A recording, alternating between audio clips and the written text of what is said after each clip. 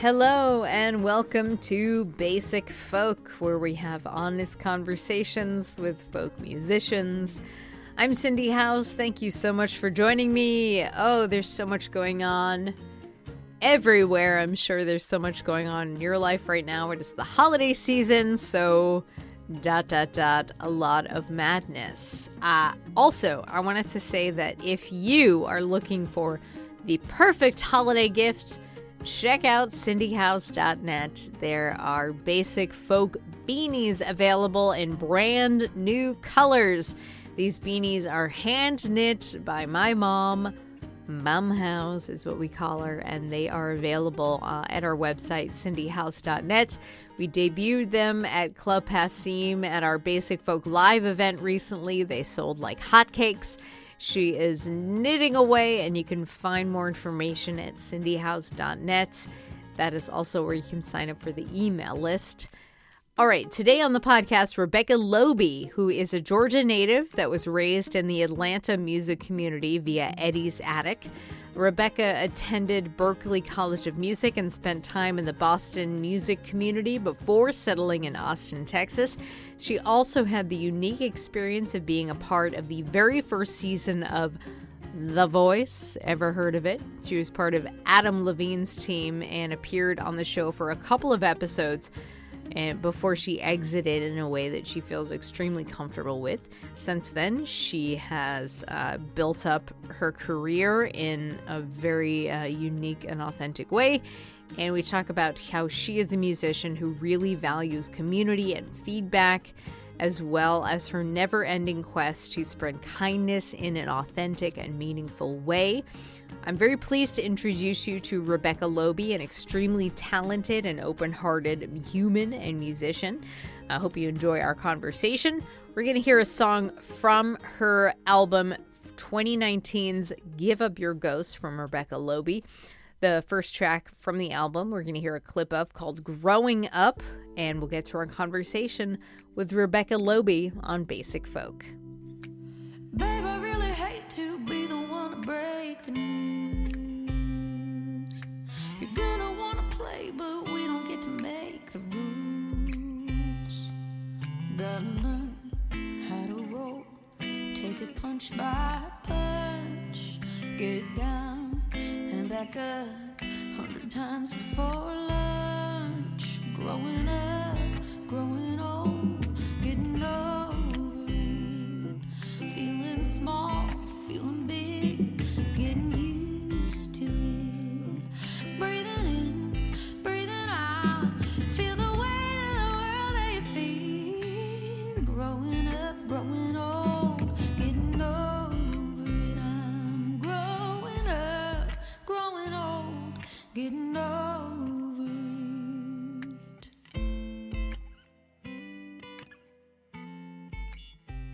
Berklee College, thank you so much for talking to me.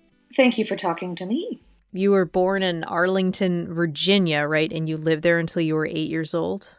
I'm interested to know if you or what you remember from that time in terms of anything significant, particularly about music or art that was in your life that you recall. Yeah, I think I remember a fair bit from when I was little. We lived in a house on 3rd Street in Arlington, Virginia. And I remember walking around the neighborhood, riding my bike around the neighborhood. I had a boundary that my parents gave me, which grew as I grew. So when I was, 3 and 4 years old, I was allowed to walk to the edge of the lawn. And then, as I was 4 and 5, I was allowed to walk to the end of the house next door and, just gradually go further on my own until I was able to walk to my friend's house 3 houses down. And I remember sort of walking around in my little area of the outside and staring up at the sky and singing Disney songs at the top of my lungs, like pretty much nonstop all the time. Like those are some of my earliest memories as a little kid. And you were young. I think we're about the same age or a little bit younger than me, but it was like Disney Renaissance period. So it was like very prime. Yeah, prime. I mean, it was the prime material. It was the good years. Like I was probably 6, I think, when The Little Mermaid came out, maybe 5. Saw it in the theater. And I sang that song, Part of Your World from Little Mermaid, was the first song I ever sang in public when I was 6 years old at summer camp at the end of summer talent show. I got up in front of Wow, my how'd it go summer over? camp. It went great. My mom cried, and at lunchtime, the fifth graders let me sit with them, which as a 6-year-old is, pretty much the height of social power. So Those kids are twice your age. yeah, it was a big deal. Wow. I thought, man, if that's what the music life is going to be like, I'm in. Sign me up. This is great. You then moved to Atlanta, Georgia. Were you living in the suburbs or the actual city? Suburbs, a little farther out than we had been when we were in Virginia. And also, I was taking violin lessons as a little kid in Virginia.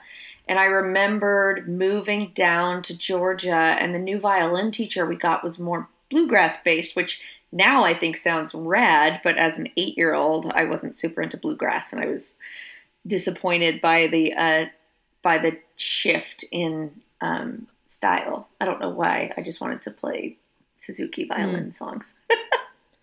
Was that like classical style that you were playing? Yeah, I was learning more classical.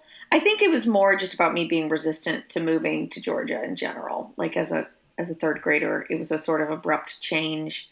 And the new violin teacher, I really liked my violin teacher in Virginia. And so I was sort of dealing with my sadness about moving in the middle of the school year in general. And I sort of took it out on my new violin teacher.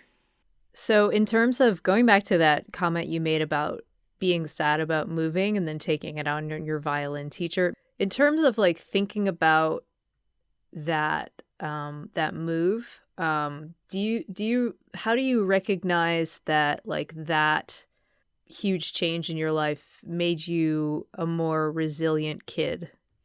Well, it was my first experience with really starting over, which I think happens throughout your childhood. You sort of reset. You get done with, K through 5, you start over in 6th grade, and then you start back at the bottom of the totem pole and start over again, get up through 8th grade, just when you're starting to figure out middle school. Then it resets again, and you start over again in 9th grade. But when you are the kid, you haven't been through it before, so you're sort of figuring it out as you go. So for me, that mid-year move it's a big deal. I mean, we moved 1,000 miles from the only home I had known. I had to start over without any friends and kind of start from scratch, for better and for worse. It's like any baggage I had socially as a third grader, which I'm not sure how much baggage you could have as an 8-year-old, but it's surprising. Yeah, it's surprising. And I got a chance to start over. Well, in a way, I actually moved twice in 3 months. I had only lived in Virginia, and then at the beginning of 3rd grade, we had just moved over the summer to a new house. And in a really strange turn of events that I'm sure was a huge bummer for my mom, who, had 4 children, my mom and dad. My dad's job situation changed almost immediately when we got into the second house in Virginia. So what was supposed to be a one-time move became a very temporary move, and the family relocated to Georgia. I forget about it because there was just this 3-month period in Virginia where I had started a new school in September, and then we moved states in November at Thanksgiving. And that interim school I was at was actually the worst of all of them for me socially. I just got off on a bad foot with the kids there. I was the new kid and felt really uncomfortable and had some just embarrassing, early childhood embarrassing moments. And so then we left at Thanksgiving. So on the one hand, it was a bummer to move 1,000 miles, but it was actually kind of a relief to get to restart after just this 2 or 3 month interval in a school situation that wasn't working. Wow. The parallels of your 8-year-old life and my life right now are crazy. Really? Yeah, it's like so great to hear you talk about this stuff. So, okay. Should I just tell you about the most embarrassing thing I remember from that little 3-month interval? Because it was bad. Yes, tell me. Okay, sure, yeah. So for some reason, there's a bathroom in the back of my classroom. So I asked mid-class if I could go to the bathroom. And I went to the bathroom and I was in there. And I mean, I didn't like the school. I didn't like the kids. I didn't get along with anybody. But I really liked the bathroom. Particularly, I liked the acoustics in the bathroom because it was really reverberant. So I started singing. And then I was having so much fun singing in the bathroom that I was just like, well, forget this. I don't want to go back to class. I'm just going to stay in this magical room with these bouncy walls and just sing Disney songs at the top of my lungs. And I don't know how long I was in that bathroom, but I was just belting out songs, like singing my face off just in this magical little world all by myself. But of course, I was in the back of my classroom where my 30 classmates were having a lesson and could all just hear me, wailing at the top of my lungs in the bathroom. So when I came out of the bathroom, I opened the door and all 30 kids like turned around to look at me and were just laughing hysterically. And it was just so mortifying because, you're that weird little age where you sort of don't know all the laws of physics and how the world works yet. So it hadn't occurred to me that they could all hear me until that moment when I realized they could. So what I remember is that at the end of that period was lunch, and I was just or recess, and I was just so embarrassed I didn't want to move. And my teacher came by and told me that if I didn't want to go to recess, that I could just stay in the classroom. Oh, wow. If I wanted to. And that's when I was like, oh no, that was really bad. Oh man. Was it she or he was probably trying to help? It was a sweet lady teacher. Yeah, she was trying to help, but she was just like, "Yo, kid, that seemed pretty embarrassing. If you want to take a half hour to sit the next sit the next round of humiliation out, I feel ya." That's got to be like, cool. I mean, who knows what that lady is thinking, but like if I were in her shoes, I would think that like that would be like one of my most precious memories of just like, oh, this little kid he just came and went in my life and belting at the top of her lungs in the bathroom, just like having no inhibitions. Yeah, until that day. Right. Right. I mean, I don't have that many anymore, but love it.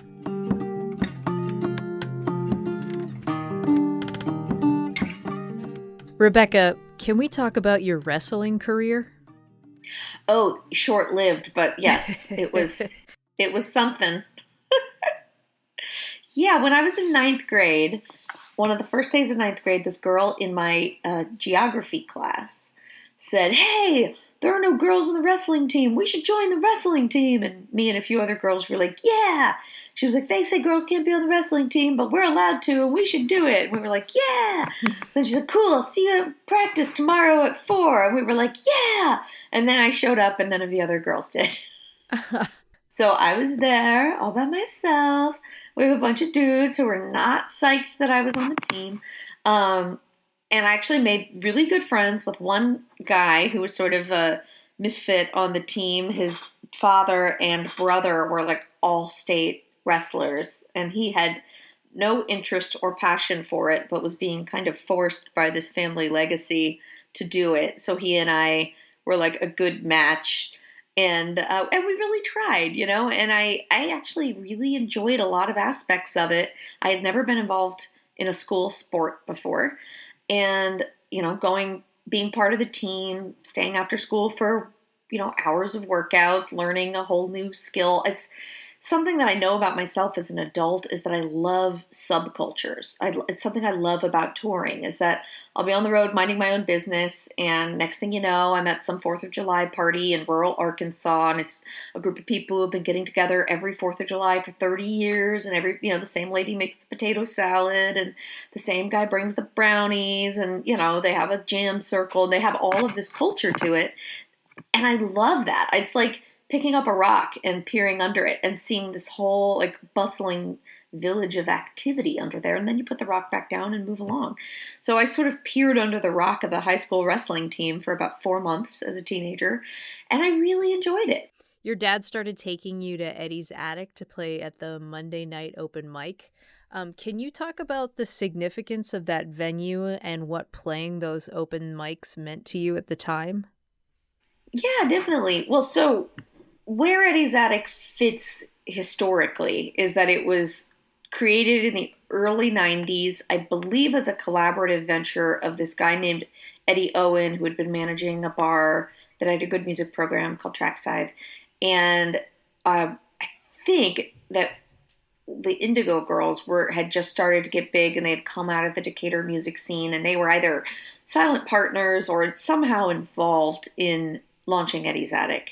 But it was from the beginning sort of the brainchild of this man named Eddie Owen, and it existed as a listening room venue to showcase singer-songwriters, which is still a pretty revolutionary concept.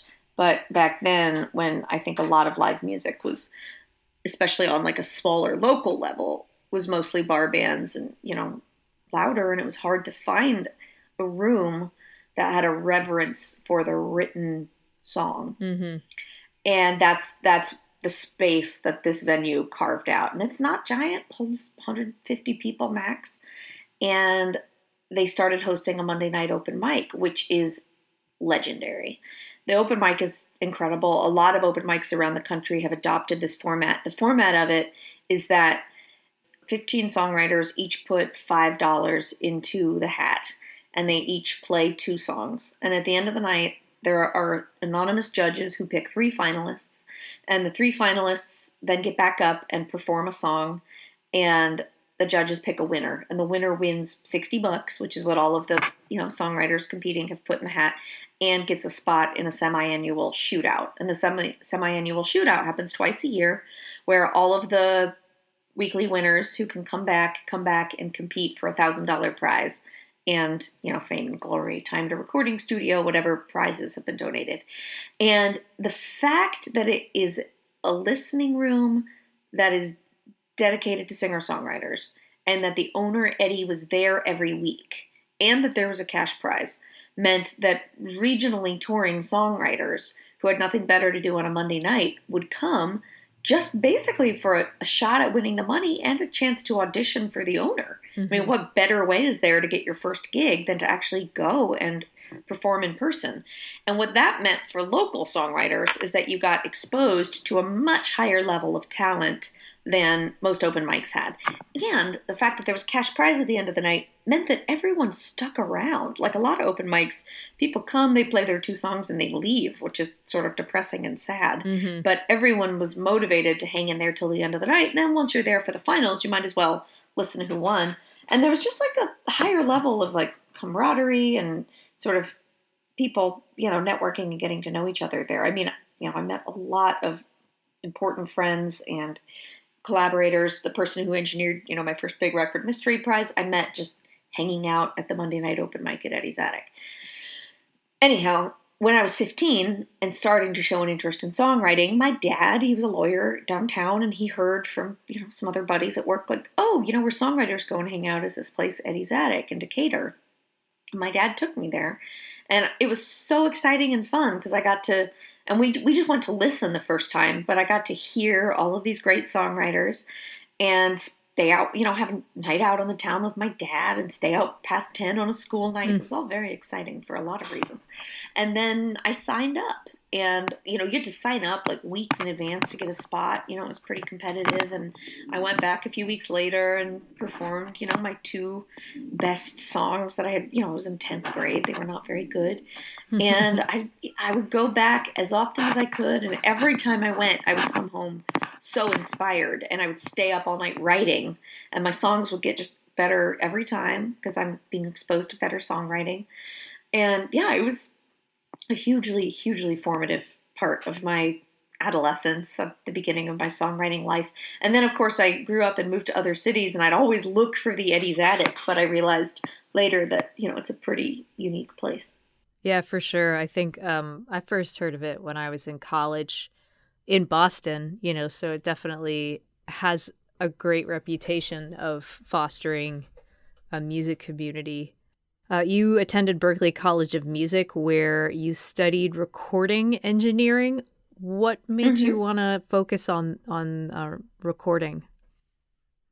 Well, I got into audio engineering because I wanted to be a professional singer-songwriter as a teenager. It was just what I was excited about. But I watched a lot of VH1 Behind the Music, and I saw all sorts of exposés about, pop stars having their sound manipulated in the studio by evil producers, and I didn't want that to happen to me.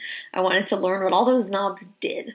So, partially for that reason, and partially because I think I thought maybe I needed to have a more practical fallback plan than just musical superstar, I decided to study music but get my major in audio engineering.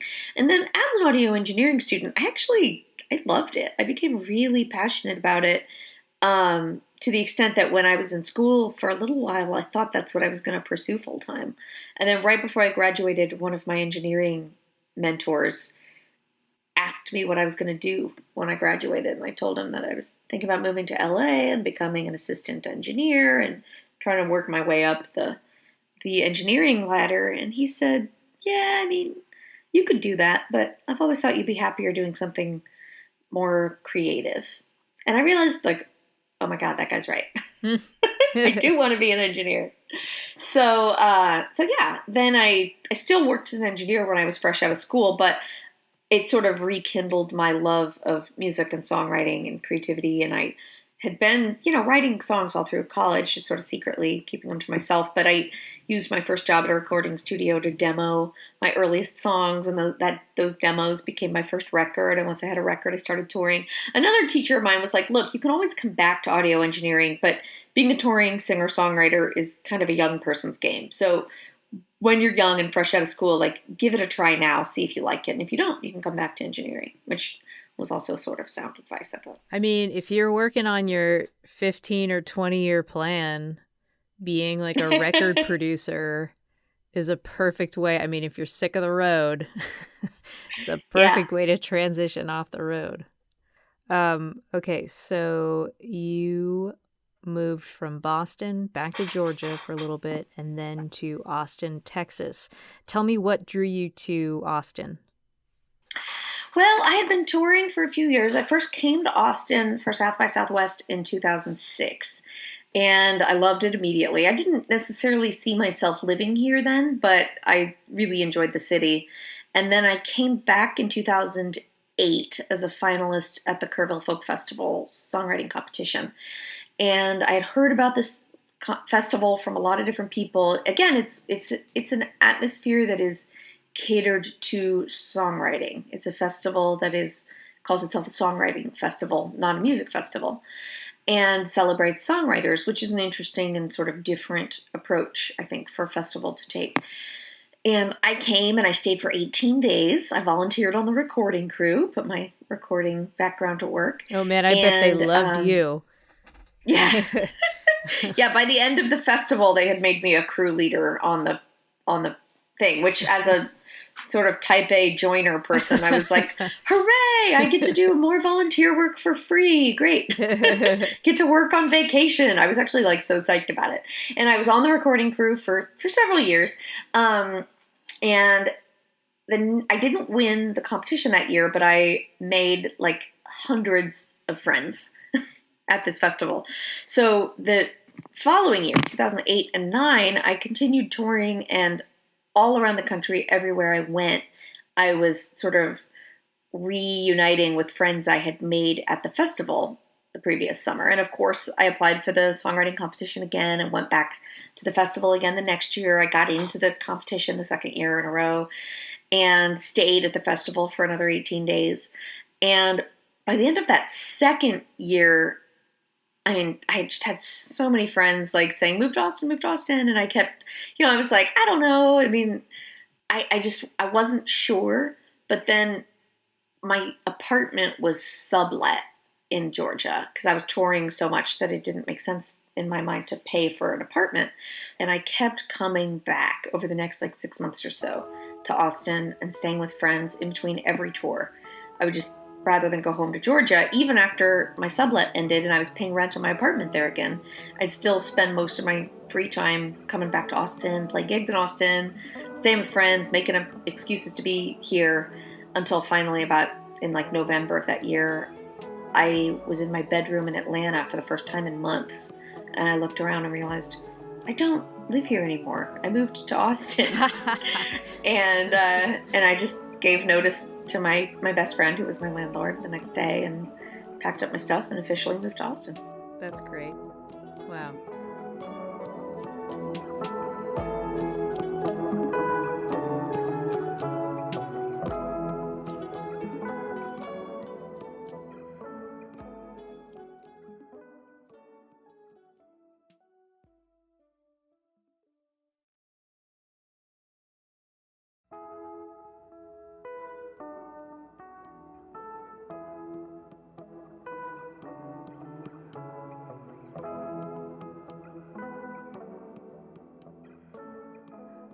Okay, is it okay to get into The Voice now?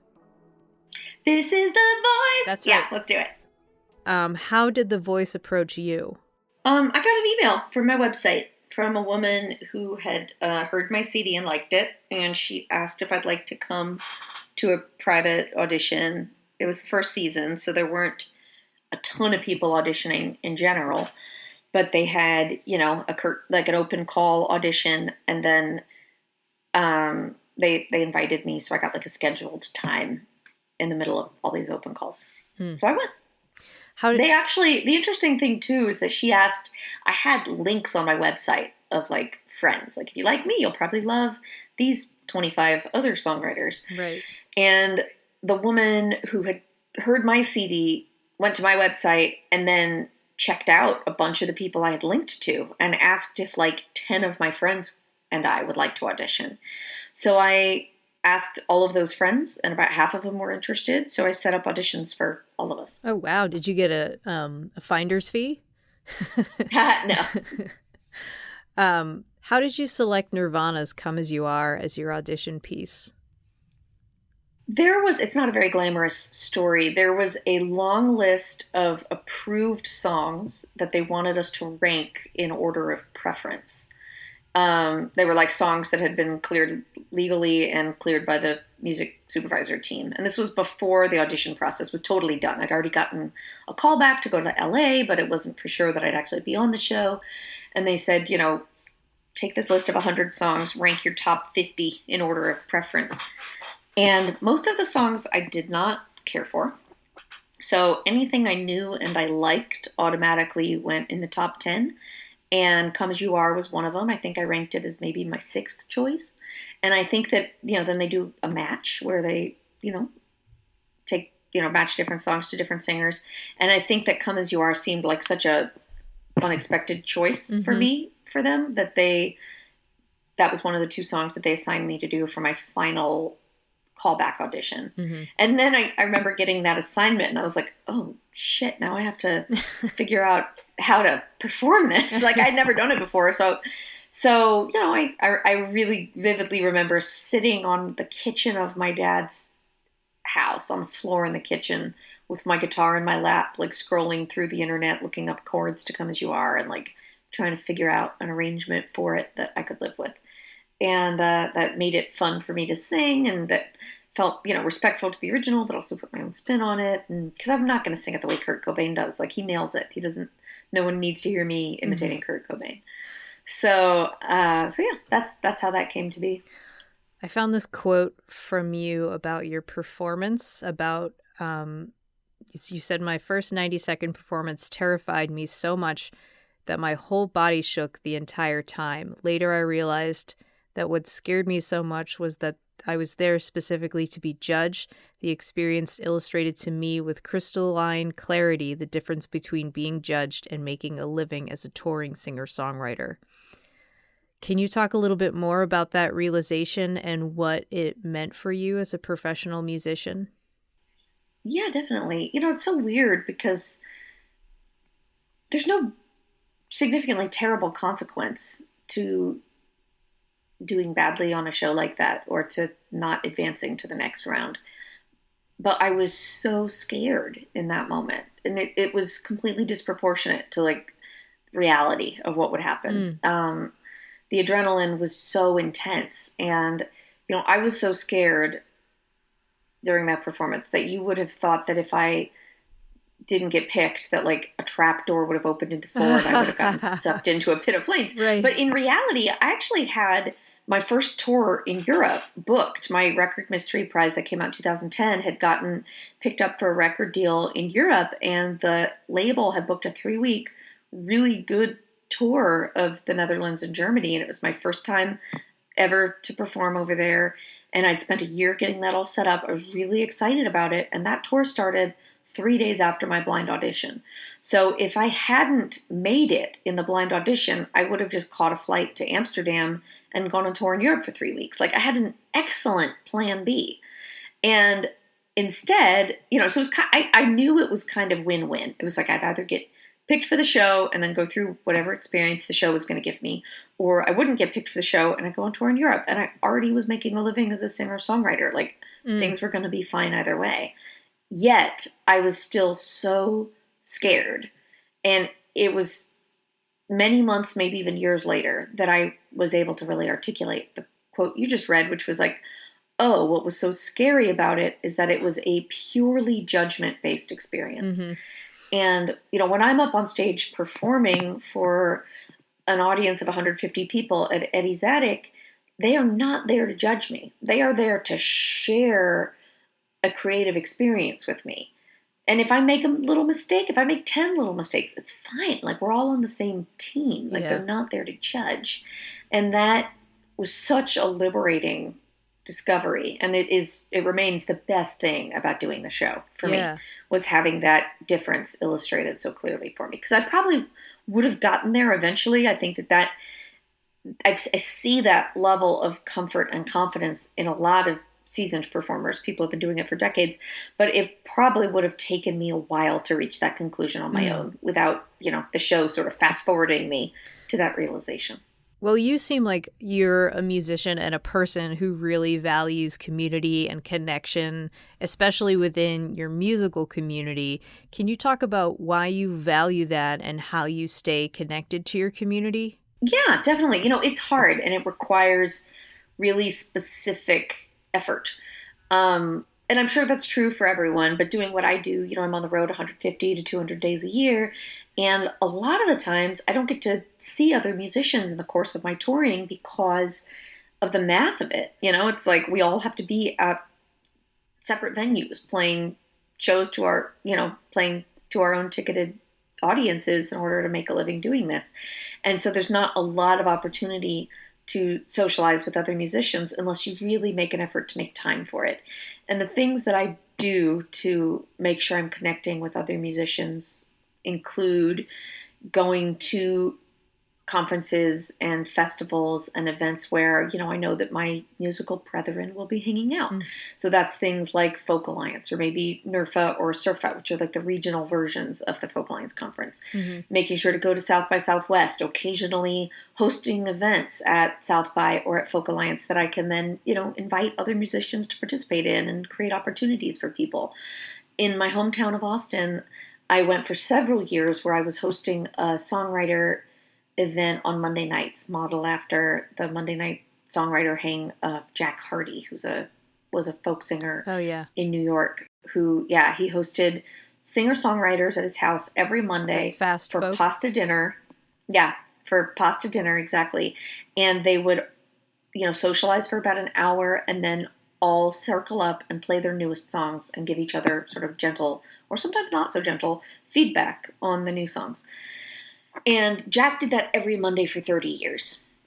And I loved it. I had the opportunity to go a few times when I was touring through New York before he passed away. And I started a group like that in Austin. And it's faded a little bit as my touring career has gotten a bit busier over the past few years. But, I go through seasons with it. And it immediately made me feel more plugged into the Austin songwriter community. Because I'm on tour so much. I had lived here for years, but felt like I barely knew anybody. And when I started doing that, suddenly I had this group of friends that were, important to me. And I had a role in their lives, So that was great. And I, in any creative field, I recommend figuring out what your version of that is. Either find a group of people who are getting together, whether it's a book club or a meetup or, sharing poetry, sharing essays, whatever. It doesn't have to be weekly. It could be monthly, quarterly. Find a group that does that. And if there isn't a group that does that, start one. It was the best thing I could possibly do for my social and creative life in Austin by a mile. And then the other thing I like to do is collaborate. You know, the best way for me to spend time with other musicians is to go on tour with them. And it doesn't always have to be, you know, for months or starting a new band, although I have done that recently, but it can even just be like a, you know, a 5-day co-bill tour, or open for an artist who you find inspiring and see how you can be helpful to them on the road. So those are all things that I found help me foster those connections. You should write a book. Thanks. Okay, here's another quote. Here's me quoting you to yourself again. Sure, bring it on. You said, as a rule, I try not to put much stock in defining a person by their profession, a dangerous tendency that we all have in this culture. And then you go on to talk about how your brain, your heart, your music, your life, your ego, your livelihood, identity are kind of all rolled up into one volatile little package. How do you find an identity outside of being a musician? And how is this struggle going for you? It's a great question. It is hard. It is a constant struggle, and I'm not great at it. I have been sort of single-mindedly obsessed with this career of mine for like 15 years. It's been the first thing I thought of every morning and the last thing I thought of before I went to sleep most nights. And while that has helped me build a sustainable career as an independent singer-songwriter, kind of against the odds. Whether it is psychologically healthy, I'm not sure. And even just this year, as I was sort of facing some of my biggest professional triumphs, I signed a record deal for my new studio album. I had, you know, the support of a Texas label helping me reach more people than I'd ever reached before. I had a great publicity campaign. I got love from Rolling Stone and NPR and all this good stuff. All the stuff that I had been wanting for years and years was finally happening. And in the midst of it, I picked up a suitcase at an airport and threw my back out, and suddenly I was done. Oof. And I had to go to bed and stay there for 3 weeks. I had to cancel a tour in England and Scotland because I couldn't get out of bed.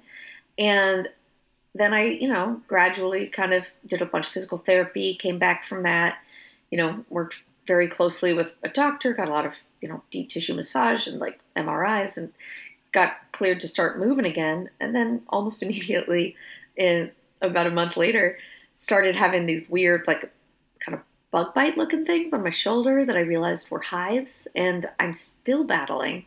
For months, I've been battling hives, just this sort of like mystery stress-related skin thing. Wow. So I don't know if this is like a gross answer to a really simple question, but the answer is I'm not quite sure how to healthily balance a all-consuming career in the arts with being a normal human, because I haven't figured it out. I'm still trying to figure it out. So what I'm looking at is, for the next year, dialing back my touring a little bit and sort of carving out time with a little more intentionality, because I'm very much a super turbo-fired optimist, and I just believe that everything's going to work out. There's going to be time to do everything I want to do. I make these monstrous to-do lists of everything I want to try and get done in a day. It's usually about 12 times more than a human could reasonably do, and I only get a third of it done, but you know, I've gotten pretty good at forgiving myself at the end of the day for not getting through my to-do lists, because even though they're unrealistically ambitious, I still get a crazy amount done because I set such high goals for myself. But I don't really schedule myself super carefully. You know, I just agree, commit, say yes, take it on, move forward, and then I find myself super overtaxed. And then, you know, my body gave me a really, really clear message this summer, which was like, this can't go on forever this way. So what I'm taking from it moving forward is like, yeah, I can still make a living as a musician. I can still be a touring songwriter, but I just have to be a little more careful and a little smarter about it.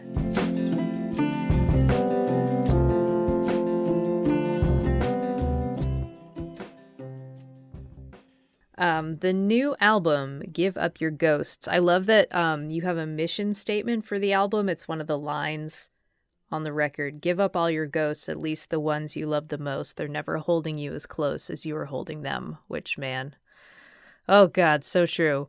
So I have a couple questions about some of these songs. Growing Up is one a song on the record that is as somebody wrote, is a clear-eyed look at the ways women are still required to bounce back from what the world throws at them 100 times before lunch, which, man, that rings true. So I've been working with college students lately, like Generation Z, and I identify as like an older millennial. And I'm interested in your perspective on this. If you've had a chance to talk with different generations of women about this kind of stuff. Personally, I find it like really inspiring to talk to like Generation Z about how they view this kind of stuff, and wondered if you had experiences like that. I haven't really one-on-one. I don't have a lot of Gen Zers in my life. But from a distance, and I think like you, I identify as an older millennial, I watch what they're doing and I just marvel. And I marvel at their perspective and clarity and sort of borderline militance on issues of equality. And it seems to me that, every generation, the waves push further and further out, and it pushes out and comes back a little and then pushes farther out and then comes back a little, but it's all progress and it's all, moving forward. And I'm just very impressed by the overall ethos of that generation. Oh, same here. Yeah. They point stuff out to me like that I wouldn't even consider. Like, definitely the things that have been said to me, like in front of some of these college kids, like, are pretty, like, they're just like hurtful things that men are saying to me. But when they tell me, from their perspective, what they see, I think like, oh yeah, that really was shitty. It's like kind of crazy, where we just accept it as like older young women, like we just kind of accept the fact that like, oh, this is how men talk to women and whatever. But yeah, anyways, I loved the sentiment there. Also the song Popular, you say, we all look back on our adolescent selves and feel like we were total awkward losers. Even the popular kids who intimidated me or the mean kids who bullied me probably feel that way now, which, man, there's a lot there. And I'm wondering like what kind of conversations have been fostered for you around this topic. Maybe not even since you released the song, but like since you've been thinking about that. Yeah, that one has just hit with a lot of people in a way that, again, that's a song that kind of bubbled up from beneath the surface of my psyche almost unbidden. It just started, the words just sort of started spilling out and I captured them. It didn't really require much shaping or laboring from me. There were a few lines where, I spent significant time trying to get it just right, but the overall sentiment of it just sort of spilled out. And I have found that, yeah, it has really connected with a lot of people. And I've had some really, really meaningful, like post-show conversations. People come up to me and say, that one really hit them. I actually just got an email this week from someone who, it was Thanksgiving, and he was just writing to thank me for one of the other songs on the record, which maybe it's just totally inappropriate to bring this up, but it really shocked me because he said that he's been listening to the song Ghosts every day for months and that it has had a significant impact on his mental health and has made him commit to try to be a nicer person. And I just lost it. When I got that email, I just started crying. Because human kindness is the most important thing to me. That is my whole outlook on life, is that if we could just be kinder to each other in the smallest interactions, and I make a really annoyingly bright effort to just be nice to everyone I meet, strangers, panhandlers, people in customer service, people who are mad at me, grumpy sound people, anyone, whether or not they have something to offer me, I try and just be nice. And as a result, people are generally nice to me. It improves my quality of life immensely. But I just think that it helps so many people. If you're nice to everyone you meet, then those folks are most likely to be a little nicer to the rest of the people they encounter that day. So it's improving the days of everyone that they're going to encounter, and it just ripples. And that's been my guiding, mode of operation since I was about 20. And, basically it was because I was working as a bagger at Whole Foods, and I dealt with a bunch of cranky rich people all day long. That'll do it. Okay, I got one more question for you. Bring it on. The South, how does it inform you as a person, as a musician? Well, it might play into my niceness thing. You hear a lot about how people in the South are friendlier. And, I believe that people everywhere are the same amount of nice. It's just like a pie chart dividing up where the nice shows itself. People in the South might give you 80% of their nice up front and hold 20 back for behind the scenes. People in New York, it's cold out and rent is really expensive. They don't have time for that. They'll give you 10% of their nice up front and just save the other 90% for, once you're better friends and can really, foster that relationship. So I don't know. I think that perhaps the big smile, friendly vibes are a little bit of a Southern trait. And perhaps as I've grown, I've sort of had a soft spot for Southern accents and, the storytelling aspects of traditional country music. I'm not a big twang person, but I definitely appreciate a lot of the connection and storytelling of old school country. But yeah, and it's funny because I grew up in Northern Virginia, which as a kid I thought was the North, and it was only when we were moving to Georgia and I was complaining about moving to the South that my parents said, "You were born in the South back then." I was like, "What? I was?" So I've never really identified as Southern, but that's probably, my mom's from DC and my dad's from Chicago. So, I've got sort of more of a Midwestern identification. Yeah. But now I've lived in Texas for 10 years. It's the longest I've lived anywhere as a grown-up. So, wow. I definitely am comfortable in the South. Great. Okay, so we do this thing on Basic Folk called the lightning round, where I ask you very simple questions about yourself and you give 1 or 2 word answers. Sure. You ready? Here we go. First song you learned on the guitar? Joey by Concrete Blonde. Wow. What is your vocal register? I was a soprano when I was younger, but I'm probably not anymore. Do you read music or play by ear? I can read music. It doesn't come up very often anymore, so mostly by ear. What is your karaoke song? Ooh, I Will Survive. Nice. Dogs or cats or something else? I guess dogs. Favorite U.S. city? I don't have either.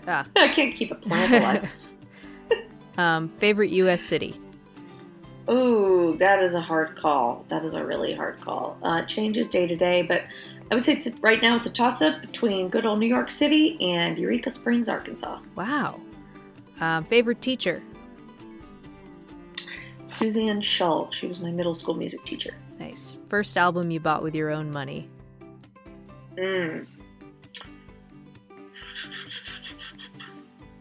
I cannot remember. I think... This is a quintessential question. Yeah, I know. And it would be good to have the answer. I remember... All right. The first few CDs, I never have a good answer for this question. It was somewhere in between Salt and Peppa, Very Necessary, Nice. Ace of Base, whichever that record was in like 1992 or whatever, the sign on it, and the Bodyguard soundtrack. Wow. And there might have been a Mariah Carey record in there. But I can't, it was like one of those four, but I can't remember which one. But they all came pretty quick. But that's where my brain was when I was 10 years old. Those are good choices. Dream collaboration. Say Dolly Parton. Nice. What is the most beautiful place you've ever visited? Santorini in Greece. Oh, great. Man, good answers. All right, Rebecca Loebe, thank you so much for taking so much time to talk to me today. Thanks for having me. What a joy.